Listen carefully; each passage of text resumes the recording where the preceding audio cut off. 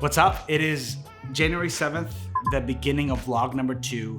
Today's a pretty exciting day and probably more like what I've been wanting to show you. The owner of Mulberry is dropping off the acai labels with the pints that we designed last week, or that I designed last week that you were watching me do. He's dropping those off so we can kind of see them tangibly. We're gonna be photographing them tomorrow. And then later today, I'm heading over to Chris's house, our marketing director and account manager, and we're gonna be coming up with a marketing plan, so you can kind of join us for that. Before I do that, going on a quick run, I'll see you probably at Chris's house. It looked good. Remember those labels we designed? Well, I keep saying we, like they designed it with me. Okay, remember those labels I designed? They're in real life now. Look at that, they're here. It looks a little more desaturated on camera than it does in person, but this one actually has sorbet in it. Anyways, real life. That took like 4 days. Dope. Oh wow, there's a lot in here.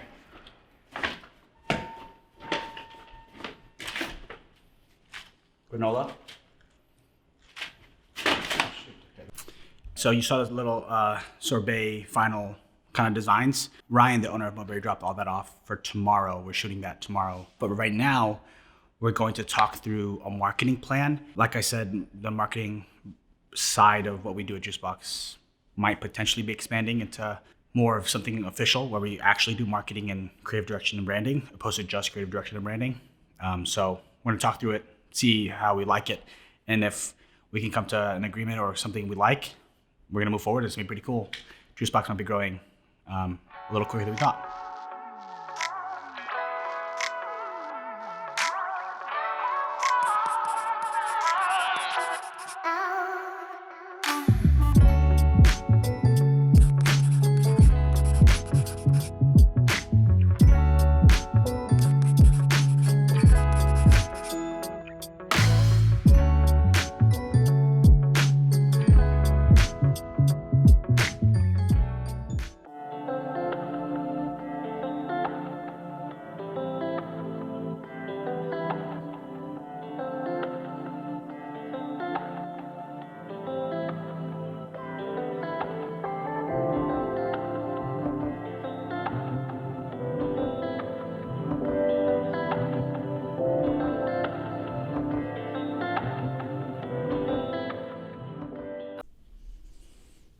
Well, hello.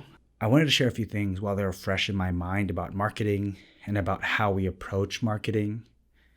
But I've done this a bunch of times since wanting to start JUICEBOX, because the idea I had in 2019, July of 2019, I met with a friend of mine, Jake, in the month after that, got together for some coffee, and then 2 or 3 months later, we got our first client together. And as things started to roll on, what we did a lot was meeting to talk about structure. Because what's important is, as you want to grow something, your desire to do something as a dreamer, and I think I'm speaking to a lot of creatives because I feel like a lot of creatives have a lot of ideas and a lot of dreams and get told no a lot to dreams and ideas and inspirations and things. And so one of the more important things that I think I've learned, and I learned a lot from my dad, was that your ability to dream and then your ability to plan is also just as important as your ability to dream. So what I've done a lot since July of 2019, and then it didn't have a name for the first 9 months. And so once we had a name and I could get an LLC and all that good stuff, it began to feel more real, right? But every time that we reached some sort of milestone or change, we had to sit down, restructure, come up with ideas and plan. And so if you have a lot of ideas and a lot of dreams, but haven't taken any time to plan them, you're missing part of it, and you're really only allowing the good things that happen by chance to happen to you, opposed to the things that you can plan for. I hope that makes sense. But more specifically, what I wanted to say was, I was reluctant to start a marketing portion of JUICEBOX because I didn't want to get beyond my depth. I didn't want to be in over my head. So after much thought and talking to a few mentors, you saw that yesterday or a couple of days in the previous vlog, I spoke to a few of my mentors, but what one of them said was that it's easy to grow and then just hire more people. But if you can grow and at each step of growth, making sure you're as efficient as possible before growing or before bringing in more people, then when you bring in more people, you can stay lightweight and you can grow more sustainably. And so that idea of efficiency at every step, efficiency at every junction, or efficiency at every moment is important. And so I've done this probably like 4 times already, but sitting down with Chris or a business partner or a mentor and writing down all the ideas we had, all the roles of the people who can do the things that we need to get done to have those ideas happen, and then how many hours it would take for that each role, and then how much we could pay them for the hours of each role required for what we want, and then how much we could charge to pay the people a fair amount for what needs to get done to get what we're dreaming to get done. The goal with JUICEBOX in its model is to be a lightweight digital creative agency that can grow and shrink without having to fire people, without having to let anybody go, because a lot of the people working with us are freelancers. And the good thing about that is that allows the freelancer freedom to do whatever they want, whenever they want, but also allows us to be flexible with where we need to allocate resources depending on where our clients are at. But more specifically, I think I also want to be very cognizant, very aware that I don't know if anyone has done a very good job of hiring a lot of freelancers and treating them really well and making them feel like they're part of something without having to be a full-time staff member. So my goal is for JUICEBOX to be a great place for creatives to work as freelancers that feel like they're part of something, not just, hey, you did this work, good job. Or even not even good job. Sometimes a lot of my freelance work is like, you got it done. Here's the invoice, right? Or here's the payment for the invoice. And just transaction, which is great. And that pays the bills. But I'm looking for a way to do that. So I just kind of want to share that with you, that at every junction point, we write down the ideas and then we plan for how to implement those ideas. And it gets down to how much it costs to have those ideas.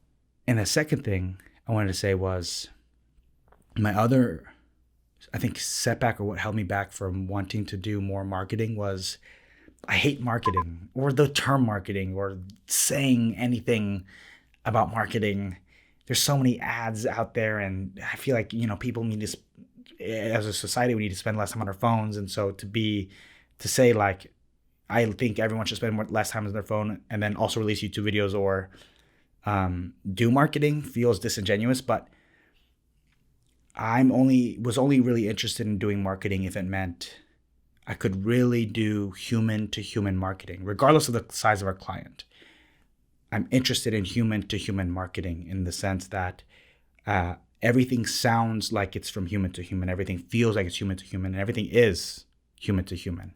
I think it's important that as marketers, we remember that and we do our best to give value to the people who make that possible. That's the update. If you haven't subscribed already, take a leap of faith and subscribe. I know there's probably only a couple videos out. But message me on Instagram at Check Your Swing if you have any questions about design or branding identity, or if there's anything we can do to help. I probably will respond to that pretty quickly. Who knows? Or email me at federico@juiceboxcreative.com. Another great way to reach me. But tomorrow, very exciting, we're photographing and doing potentially some video stuff. Who knows? But we're going to be photographing that sorbet pint you saw earlier. Thanks for watching. I got to go to bed. See you tomorrow morning. Peace. These are my 2 favorite plants, Bird of Paradise and my fiddle leaf fig. They're both doing really well, flourishing. Hopefully you like these vlogs. If not, let me know below. Tell me all the things you hate about them. Yeah, like on a scale of 1 to 10. Give me like, oh, this sucks, this sucks. That'd be sick. Do that.